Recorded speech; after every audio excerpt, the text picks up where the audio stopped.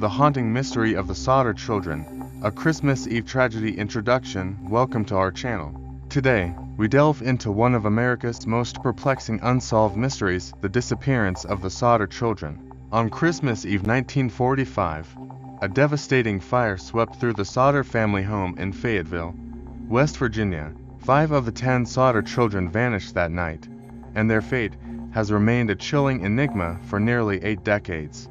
Buckle up as we unravel this eerie tale filled with strange clues, haunting theories, and unanswered questions.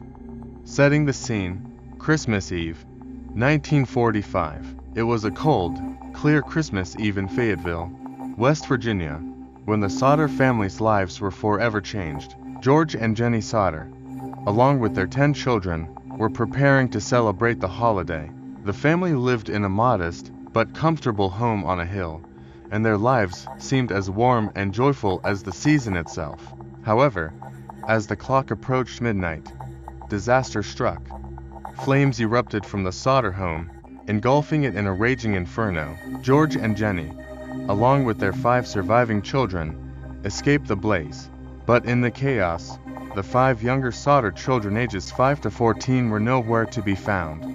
The search for the missing children. The fire department arrived quickly, but the house was already reduced to smoldering ruins. Despite the firefighters' efforts and a frantic search, no trace of the missing children was found. George and Jennie were devastated, not only by the loss of their home, but also by the apparent disappearance of their children. The investigation into the fire began immediately, but questions soon arose, unsettling discoveries. As the days turned into weeks, George and Jennie Sodder were left grappling with unsettling clues that only deepened the mystery.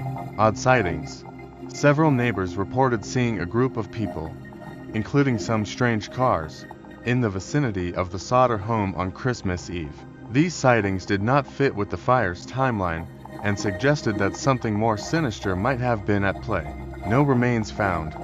Despite the house being completely destroyed, investigators found no remains of the children.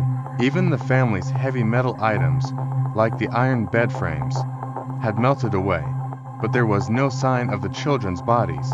A confusing call. George Sodder reported receiving a phone call from a mysterious woman just days before the fire. She claimed to be a distant relative and spoke in a cryptic manner. This call added to the family's growing sense of unease.